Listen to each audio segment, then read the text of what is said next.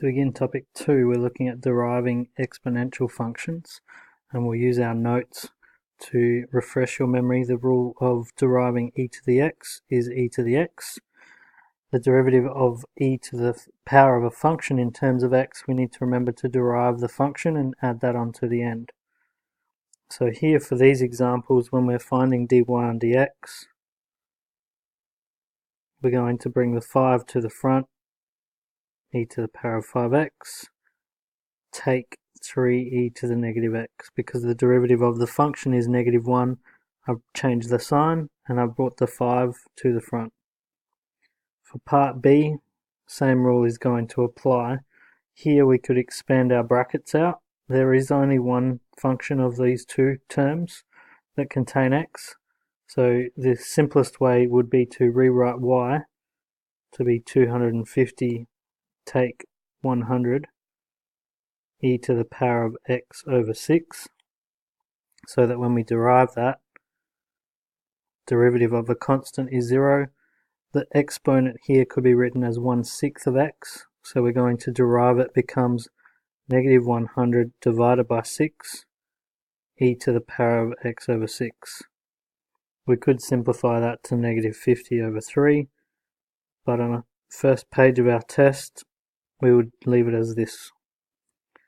So part C, this time we're going to need to use the product rule because there is two terms multiplied together, both containing x.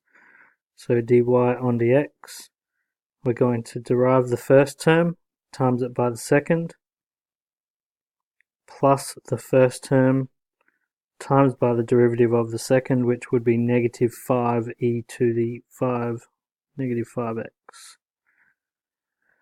Lastly, in D, we're going to need to use the quotient rule. Both terms on the numerator and denominator contain x. So u is 2e to the 3x. If we derived that, we would get 6e to the 3x.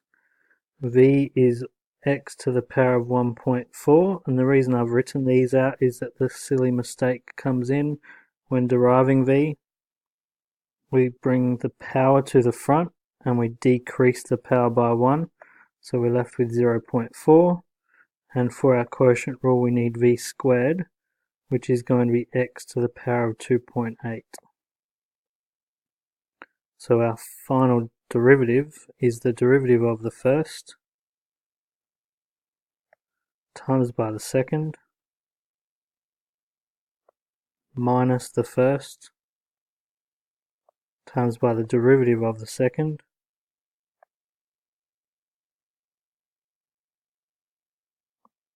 all divided by the second squared. And again we would leave it in that form.